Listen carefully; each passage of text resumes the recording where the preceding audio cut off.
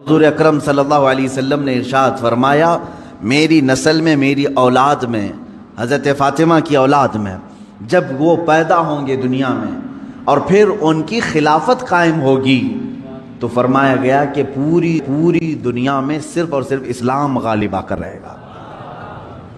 اب وہ زمانہ کب آئے گا؟ ہاں، اللہ کا وعدہ برحق ہے۔ اللہ نے فرمایا یہ دین پوری دنیا پر غالب آ کر رہے گا، چاہے تم پسند کرو نہ پسند کرو۔ اب میری گفتگو کو بھی بہت سارے لوگ ناپسند کریں گے، وہ یہی کہیں گے ایک سامپردائک بھاشن ہے، یعنی ایک دوسرے کے بھید بھاؤ کی بات نہیں۔ عزیزان گرامی وقار، اب رسول پاک صلی اللہ تعالیٰ علیہ وسلم کے فرمان کا مقصد میں آپ کو سمجھاؤں۔ حضور نے فرما دیا، قیامت کے قریب میری اولاد میں میرا ایک بیٹا پیدا ہوگا جس کا نام میرے نام سے مشابہ ہوگا، یعنی محمد، اور اسے پورا زمانہ امام مہدی۔ رسول پاک صلی اللہ تعالیٰ علیہ وسلم کے فرمان کا مقصد میں آپ کو سمجھاؤں۔ حضور نے فرما دیا، قیامت کے قریب میری اولاد میں میرا ایک بیٹا پیدا ہوگا جس کا نام میرے نام سے مشابہ ہوگا، یعنی محمد، اور اسے پورا زمانہ امام مہدی کے نام سے یاد کرے گا، اور وہ پوری دنیا میں، کائنات میں اسلام کو غالب لا کر رہیں گے۔ اسی زمانے میں عیسیٰ علیہ السلام کا نزول بھی ہوگا۔ حضرت عیسیٰ علیہ السلام آسمانوں پر آج بھی باحیات ہیں، یہ ہمارا عقیدہ ہے سارے مسلمانوں کا۔ امام مہدی کے زمانے میں عیسیٰ علیہ السلام اتریں گے۔ یہ کون سا علاقہ ہوگا، اس کے متعلق حدیثیں ہیں۔ حضرت امام مہدی کا جو ظہور ہے یہ کب پیدا ہوں گے یہ نہیں معلوم، ظاہر ہوں گے، پیدا ہو چکے ہوں گے، آج بھی ہو سکتا ہے، ممکن ہے، پاسبل ہے۔ جب ان کی عمر پاک 30-40 سال کے آس پاس ہوگی اور یہ مکہ مکرمہ میں خانہ کعبہ کے طواف کے دوران ایک لشکر آئے گا جو خانہ کعبہ کو ڈھانے کی کوشش کرے گا، حملہ کرے گا، اور حضرت امام مہدی دعا کریں گے۔ آپ کی دعا کی بدولت اللہ تعالیٰ اس آئے ہوئے لشکر کو زمین میں دھنسا دے گا۔ لوگ اسی دن پہچان لیں گے اور ان کے ہاتھ پر خانہ کعبہ کے سامنے بیعت کریں گے۔ اب یہاں سے امام مہدی کا ظہور ہوگا، لیکن اتنا آسان نہیں ہے کہ سب مہدی مہدی کرتے ہوئے ان کے پیچھے چل پڑیں گے، بلکہ ان کے جانی دشمن بن جائیں گے وہاں کچھ لوگ جو ان کو قتل کرنے کی یا ہلاک کرنے کی کوشش کریں گے۔ امام مہدی اپنے متبعین کو لے کر ملک شام کی طرف چلے جائیں گے۔ اب ملک شام وہ ہے جس زمین کو میرے آقا صلی اللہ تعالیٰ علیہ وسلم نے ارشاد فرمایا یہ حشر کی زمین ہے، یہ حشر کی زمین ہے، سارے لوگ ہانکتے ہوئے ادھر ہی لے جائے جائیں گے۔ آج شام سے سب بھاگ رہے ہیں، بمباری ہو رہی، لیکن میرے آقا نے فرمایا ایک زمانہ ایسا آئے گا کہ سب ہجرت کر کے ملک شام کی طرف جا رہے ہوں گے، سب جمع ہو رہے ہوں گے، ملک شام جمع ہو رہے ہوں گے، اور وہاں امام مہدی پہنچیں گے، اور وہاں آپ کی خلافت قائم ہوگی، اور عدل و انصاف اس قدر ہوگا کہ پھر وہ زمانہ آئے گا کہ شیر اور بکری ایک ساتھ چر رہے ہوں گے، کوئی ایک دوسرے پر حملہ نہیں کرے گا، اتنا امن قائم ہوگا۔ یہ رسول پاک صلی اللہ علیہ وسلم کی احادیث میں ہے۔ اب امام مہدی کی امامت کے دوران وہ فجر کا وقت ہوگا جب حضرت عیسیٰ علیہ السلام آسمان سے اتریں گے، اور جماعت کھڑی ہونے والی ہوگی، قائم ہونے والی ہوگی۔ حضرت عیسیٰ علیہ السلام ایسے اتریں گے جیسے ان کے جسم پر نہائے ہوئے قطرے ٹپک رہے ہوں۔ آپ کو حضرت امام مہدی پہچانیں گے اور آپ کو لا کر کے مصلی کی طرف بڑھائیں گے۔ نبی اللہ ہیں، روح اللہ ہیں، عیسیٰ ابن مریم سلام اللہ علیہ، قرآن پاک میں جن کے تذکرے ہیں، وہ کوئی ایک دوسرے پر حملہ نہیں کرے گا، اتنا امن قائم ہوگا۔ یہ رسول پاک صلی اللہ علیہ وسلم کی احادیث میں ہے۔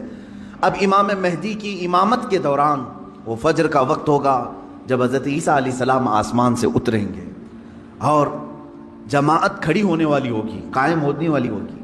حضرت عیسیٰ علیہ السلام ایسے اتریں گے جیسے ان کے جسم پر نہائے ہوئے قطرے ٹپک رہے ہوں۔ آپ کو حضرت امام مہدی پہچانیں گے اور آپ کو لا کر کے مصلی کی طرف بڑھائیں گے۔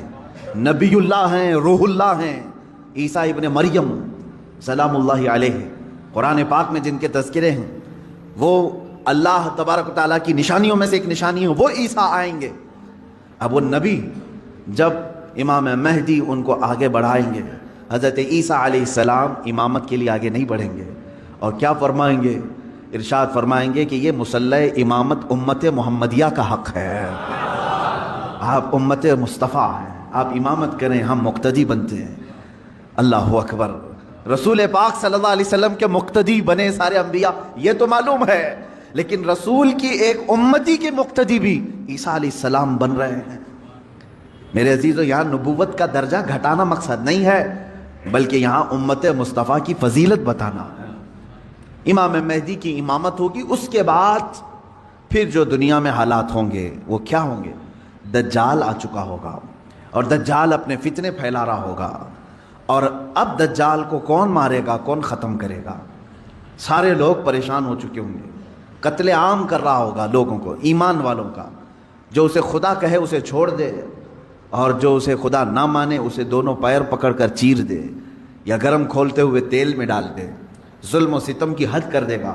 کچھ لوگ ڈر کر کے کفر کر دیں گے، شرک میں مبتلا ہو جائیں گے، اور کچھ ایمان پر قائم رہیں گے، لیکن یہ زمانہ زیادہ دن تک نہیں چلے گا۔ حضرت عیسیٰ علیہ الصلوۃ والتسلیم کے نزول کے بعد عیسیٰ علیہ السلام کی جہاں تک خوشبو جائے گی یا ہوا انہیں مس کر کے نکل رہی ہوگی، تو وہ ہوا دجال کو جیسے لگے گی وہ پگھلتا جائے گا، جیسے موم آگ کی گرمی سے پگھلتا ہے، دجال عیسیٰ علیہ الصلوۃ والتسلیم کی دوری کی ہوا سے ہی پگھل رہا ہوگا۔ یہاں تک کہ مقام لد ایک جگہ ہے، اسرائیل میں ہے وہ آج، اور دنیا کا بڑا ایئرپورٹ انہوں نے وہاں پر بنایا ہے، مقام لد کا ایئرپورٹ بھی بنا ہوا ہے۔ اور حدیث پاک میں ہے عیسیٰ علیہ السلام مقام لد پہ اس کو اپنے تیر سے نشانہ بنائیں گے اور قتل کر دیں گے، اور امت مصطفیٰ کا یہ آخری فتنہ بھی ختم ہو جائے گا۔ اب اس کے بعد کیا ہوگا؟ وہی آیت جو میں نے تلاوت کیا، اللہ نے فرمایا هو الذی ارسل رسولہ بالہدی ودین الحق لیظہرہ علی الدین کلہ، وہ اللہ ہے جس نے اپنے رسول کو دنیا میں بھیجا ہے ہدایت کے ساتھ اور دین حق کے ساتھ، اس لیے کہ اس رسول کا دین پوری دنیا پر غالب آ کر رہے۔ اب یہ دین غالب آئے گا دجال کے خاتمے کے بعد امام مہدی کے ہاتھوں سے۔ ہر ملک یا ہر سلطنت جہاں کہیں تخت ہوگا وہاں پرچم صرف اسلام کا لہرا رہا ہوگا۔ وہ زمانہ آئے گا، وہ غالب ہو کر رہے گا دین، اور اللہ رب العزت نے یہ ارشاد فرمایا ہے کہ تم پر کسی اور کو پھر اللہ غلبہ نہیں دے گا۔ یہ زمانہ بھی کافی سال تک چلے گا، لیکن اس غلبہ اسلام سے پہلے کیا کیا ہونا ہے وہ بھی تو ہمیں جاننا ضروری ہے۔ آج کے وہی حالات ہیں جو مجھے اس گفتگو پر آمادہ کر رہے ہیں۔ میں نے بات تو کہہ دی آپ کو، حدیث کی روشنی میں بتا دیا کہ اسلام غالب آئے گا پوری کائنات پر دجال کے خاتمے کے بعد اور امام مہدی کے ہاتھوں سے۔ اب یہ دو بڑی نشانیاں حضور نے فرمائی، ایک تو حضور کی آل میں سادات میں امام مہدی پیدا ہوں گے، دوسرے کہ دجال آئے گا۔ یہ دونوں کا زمانہ ایک ہے۔ یہ کب ہوگا؟ کیا اس سے پہلے کچھ نشانیاں ہیں کہ دجال آنے والا ہے؟ میرے عزیزو، ہم سے زیادہ نشانیاں یہودی پڑھ کر کے انتظار میں، عیسائی پڑھ رہے ہیں۔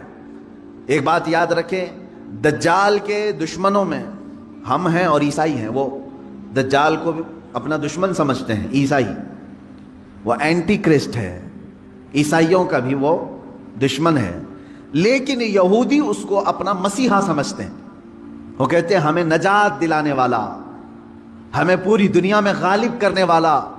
جیسے آج ہم حدیث پاک پڑھ کر کے کہہ رہے ہیں امام مہدی آئیں گے اور پوری دنیا میں اسلام غالب ہوگا، یہودی یہ کہتے ہیں لوسیفر آئے گا یا دجال آئے گا، جس کو وہ مسیحا کہہ رہے ہیں، اور وہ ان کو نجات دلائے گا سارے ظلموں سے اور پوری دنیا میں ان کی حکومت قائم کرنے میں ان کی مدد کرے گا۔ اور اس لیے دجال کے آنے سے پہلے جو جو نشانیاں ہونی ہیں یہ یہودی خود کر کے دکھا رہے ہیں۔ کیا ہے؟ بڑی مقدس کتابوں میں یہ باتیں لکھی گئی ہیں۔ دیکھنا دجال کے آنے سے پہلے دنیا میں ایک بڑی علامت یہ ظاہر ہوگی کہ دنیا حق کو باطل بنا کر پیش کرے گی اور باطل کو حق بنا کر پیش کرے گی۔ یہ ہے آج، سچ کو جھوٹ میں تبدیل کر کے دکھا دیا جائے، شعبدہ بازی، اور اچھے خاصے لوگ بھی، پڑھے لکھے لوگ بھی اس کو جھوٹ سمجھنے لگ جائیں، یعنی سچ کو جھوٹ بنانا اور جھوٹ بات کو سچ سمجھانا۔ یہ اس کام میں اگر سب سے زیادہ مہارت کسی کو ہے تو یہ دجالی میڈیا کو ہے۔ میڈیا آج دجال کے آنے کے راستے ہموار کر رہی ہے اور خود عالمی میڈیا کی بات کر رہا ہوں میں، پوری دنیا کی میڈیا اس میں ملوث ہے. ذہنوں کو ڈائیورٹ کر دینا، اصل مدے سے بھٹکا دینا، یہ کام کون کر رہا ہے آج؟ سب سے زیادہ میڈیا کر رہی ہے. میرے عزیزو، سچ بات کو جھوٹ بنا کر پیش کرنا یہ دجال کے آنے سے پہلے ہوگا، اور کثرت سے ہوگا، کثرت سے ہوگا. یوں سمجھ لیں ایک پرہیزگار متقی شخص کو لا کر کھڑا کر دیا جائے گا اور اسے 100 لوگ بولیں گے یہ چور ہے، چور ہے، چور ہے، اور دنیا سمجھنے لگے گی کہ ہاں شاید چور ہے. دنیا سمجھنے لگ جائے گی.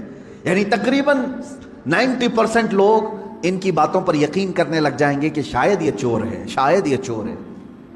اور اسی طرح کسی ظالم منحوس چور کو لا کر کے وہ کھڑا کریں گے اور کہیں گے یہ پرہیزگار ہے، یہ پرہیزگار ہے، یہ پرہیزگار ہے، اور دنیا اس کو پرہیزگار سمجھنے لگ جائے گی.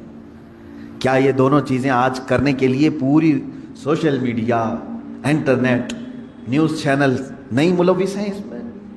چوروں کو حکومت پر بٹھا کر کے ان کی فضیلت بیان کرنا ہندوستان سے زیادہ ہمیں کہاں نظر آئے گا؟ سب سے زیادہ ہمیں یہاں نظر آتا ہے. جو پورے کے پورے ملک کو گبن کر کے بیٹھے، اسے مسیحات اور اسے لوگوں کا ایسا بے کسوں کا کس جس کو کہا جائے ایسا بنا کر پیش کرنا، یہ میڈیا کا رول ہے. عزیزان گرامی وقار، پورے ذہنوں کو ڈائیورٹ کیا جائے گا اور تقریباً یہ جادو کی طرح اثر کر جائے گا لوگوں پر. مثال کے طور پر ایک جادوگر کسی محلے میں آتا ہے، شعبدہ بازی دکھاتا ہے. پہلے تو ہوتا تھا سڑکوں پر ہی کھڑے ہو جاتے تھے، سانپ کا کھیل دکھانے والے، یا کسی بچے کو لٹا کر چادر اوڑھا کر اس کی گردن الگ کر کے دکھانے والے، یہ شعبدہ بازی ہوتی تھی. لیکن ایک بات یاد رکھیں، لوگ گھیرا ڈال کر دیکھتے تو ہیں، اس میں 90% لوگ صحیح سمجھ لیتے تھے، جبکہ وہ آنکھوں کا دھوکہ ہے. بہت ساری چیزیں اتنے شارپ طریقے سے وہ جادوگر کر کے دکھاتا ہے کہ تمہاری آنکھوں کو دھوکہ ہوتا ہے. لیکن میرے عزیزوں، اسی مجمع میں 5 یا 10% ایسے لوگ بھی ہوتے ہیں جو اس کے ان کاموں پر یقین نہیں کرتے. ہے ہر زمانے میں جہاں پر بھی جو جادو دکھا رہا ہے اس کے مجمع میں پورے 100% لوگ یقین کرنے والے نہیں ہوتے. چند لوگوں کے دلوں میں شک ہوتا ہے کچھ تو اس نے گڑبڑ کیا ہے. اب یہ وہ لوگ ہوتے ہیں جن کی عقل سلیم ہوتی ہے اور دل پاک ہوتا ہے، ان کے اوپر جلدی جادو اثر نہیں کرتا. اسی طرح میرے عزیزو، آج کے زمانے میں یہ جو دجالی نظام قائم ہے اس کا اثر بھی بھولے بھالے لوگوں میں تقریباً ہو جاتا ہے، لیکن سلیم فطرت والے جو عقل سلیم رکھتے ہیں ان پر ان کا جادو اثر نہیں کرے گا. اب آپ سب کو میں پہلے سے آگاہ کر رہا ہوں، اپنے ذہن کو، اپنے عقل کو سلیم بنا کر کے رکھو. یہ کیسے رہے گا؟ اللہ کی باتوں پر یقین رکھو اور اس کے علاوہ جو بھی کہے گا، اللہ اس کے رسول کے علاوہ جو بھی کہے گا وہ سچ بھی ہو سکتا ہے، جھوٹ بھی ہو سکتا ہے، مگر میرے مولا کے قول میں جھوٹ کی طرف شائبہ بھی نہیں، سچ ہی ہوگا.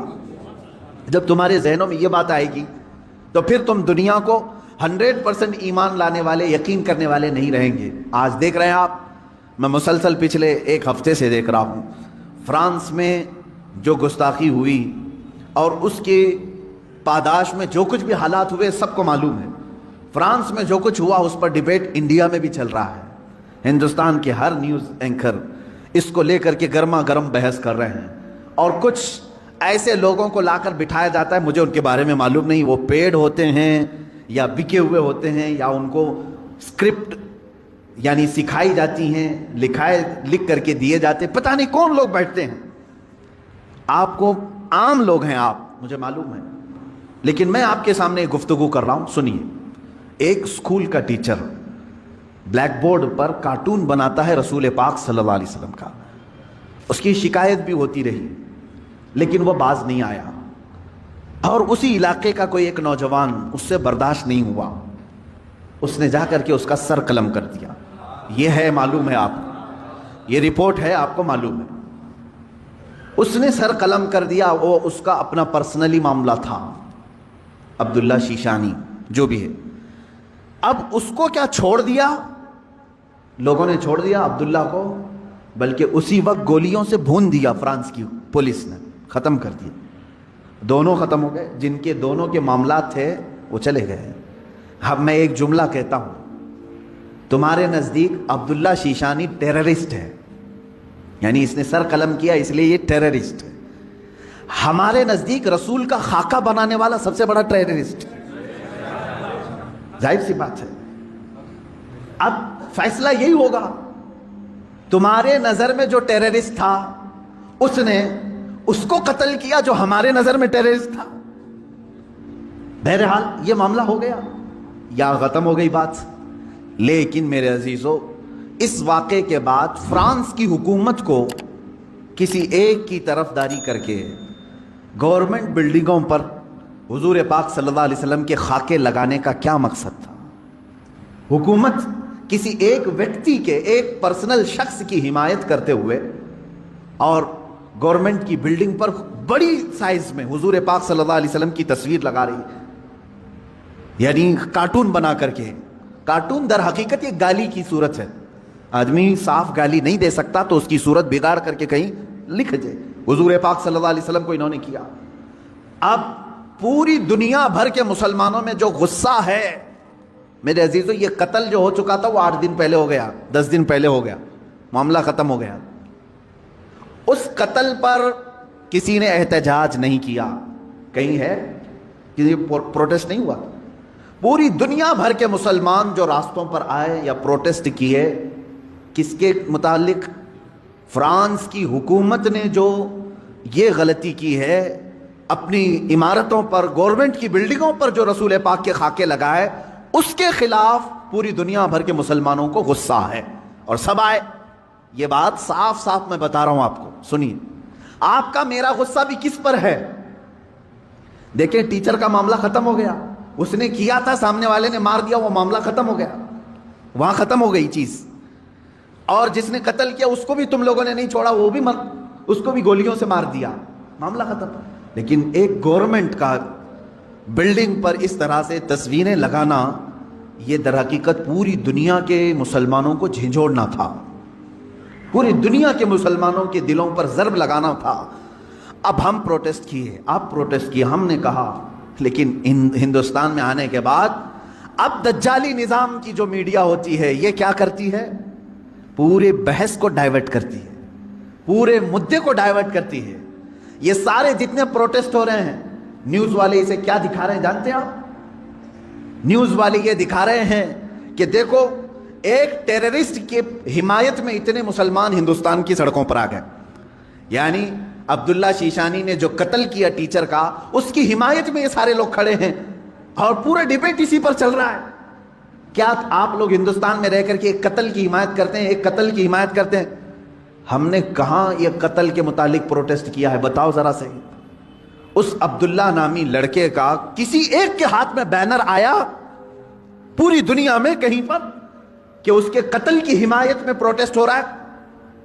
میرے عزیزو, پورے مدے کو ڈائیورٹ کرنا یہ میڈیا کا کام ہے, جبکہ انہیں معلوم ہے کہ پوری دنیا کے مسلمان جو پروٹیسٹ کر رہے ہیں وہ قتل کے متعلق نہیں بلکہ وہ فرانس کی گورنمنٹ کی حرکتوں پر پروٹیسٹ کر رہے ہیں. اب اس کی ایک مثال میں آپ کو بتا دوں.